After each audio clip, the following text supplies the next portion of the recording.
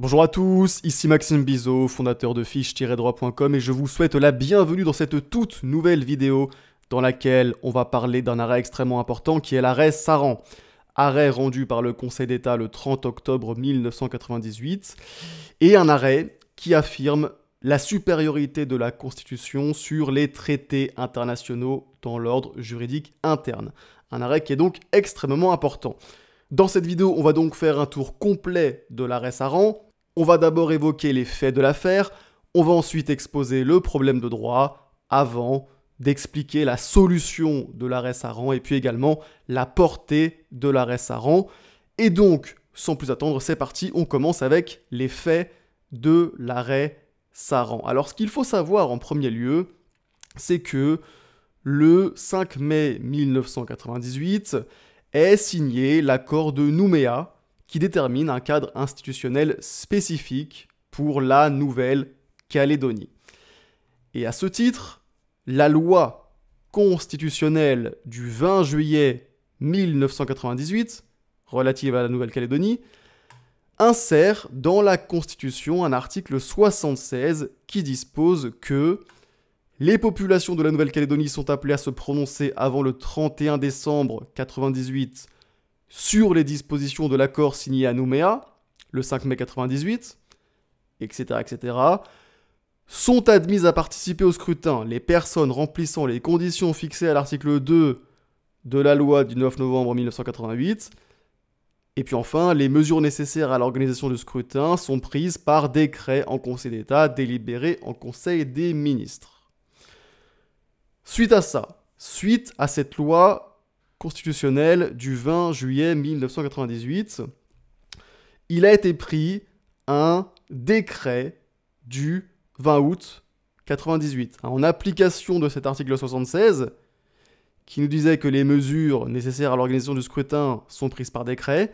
Eh bien, il a été pris un décret en date du 20 août 1998 afin de préciser l'organisation de la consultation des populations en Nouvelle-Calédonie aux fins d'approbation de l'accord de Nouméa.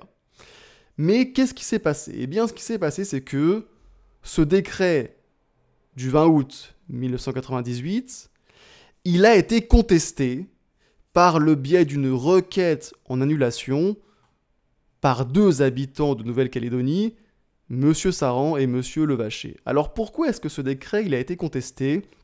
Eh bien, tout simplement parce que ce décret, il subordonnait la participation à la consultation à la condition que les électeurs aient leur domicile en Nouvelle-Calédonie depuis au moins 10 ans.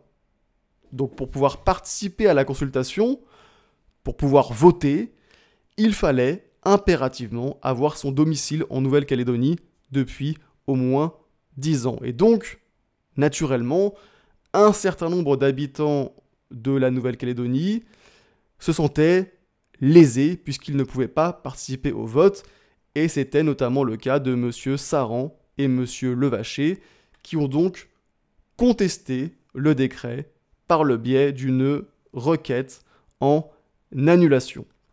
Et donc, sur ce point, les requérants ils soutenaient que le décret n'était pas conforme à différents traités internationaux ratifiés par la France, et notamment l'article 14 de la Convention européenne de sauvegarde des droits de l'homme et des libertés fondamentales, et l'article 3 de son premier protocole additionnel qui garantit la tenue d'élections libres.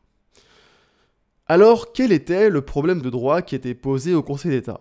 Eh bien, il revenait au Conseil d'État de déterminer s'il pouvait contrôler la conventionnalité d'un décret pris en application d'une norme constitutionnelle. Puisqu'effectivement, le décret du 20 août 1998 avait été pris en application de l'article 76 de la Constitution. Et donc au final, en déterminant si oui ou non on pouvait exercer un contrôle de conventionnalité d'un décret pris en application d'une disposition constitutionnelle, finalement, le Conseil d'État, il devait préciser la place de la Constitution et des traités internationaux dans la hiérarchie des normes internes. Il devait déterminer si c'était la Constitution qui était au-dessus des traités internationaux dans la hiérarchie des normes, ou bien si c'était les traités internationaux qui étaient placés au-dessus de la Constitution dans la hiérarchie des normes, puisqu'en effet, la conventionnalité du décret ne pouvait être contrôlée que si la Constitution était placée en dessous des traités internationaux dans la hiérarchie des normes. Et à l'inverse, si on considère que la Constitution est au-dessus des traités internationaux dans la hiérarchie des normes, alors, naturellement, la conventionnalité du décret pris en application d'une disposition constitutionnelle ne pouvait pas être contrôlée. On va maintenant voir ensemble quelle a été la solution rendue dans l'arrêt Saran, mais juste avant, une petite page de publicité pour vous dire que je propose sur mon site fiche-droit.com des packs de fiches de révision dans les différentes matières de la licence de droit. Pour chaque matière, il y a un pack qui comprend 20 fiches de révision, qui sont claires, qui sont synthétiques, et qui résument parfaitement la matière en question. Avec ces différents packs de fiches, vous allez donc pouvoir réviser efficacement les différentes matières. Vous allez également pouvoir mieux comprendre les différentes matières. Et donc, si ça vous intéresse, vous trouverez le lien dans la description de cette vidéo. On reprend donc avec la solution de l'arrêt Saran. Alors, dans son arrêt Saran, le Conseil d'État, a affirmé la chose suivante. Il a affirmé que si l'article 55 de la Constitution dispose que les traités internationaux ont, dès leur publication, une autorité supérieure à celle des lois, puisqu'effectivement, il y a dans la Constitution un article 55 qui nous dit que les traités internationaux sont supérieurs aux lois dans la hiérarchie des normes, eh bien, le Conseil d'État, a affirmé dans son arrêt Saran que malgré cet article 55, la suprématie ainsi conférée aux engagements internationaux ne s'applique pas, dans l'ordre interne, aux dispositions de nature constitutionnelle. Et donc ainsi, le Conseil d'État pose la primauté de la Constitution sur les traités internationaux. Et il en résulte qu'une disposition constitutionnelle ne peut pas faire l'objet d'un contrôle de conventionnalité. Et donc, nécessairement, une loi ou un règlement qui reprend les termes d'une disposition constitutionnelle ne peut pas non plus faire l'objet d'un contrôle de conventionnalité. Et en l'espèce, le décret du 20 août 1998, il se bornait à faire application de l'article 76 de la Constitution, et donc déclarer le décret non conforme à différentes normes internationales, ça serait revenu à constater que la Constitution était elle-même contraire à ces normes.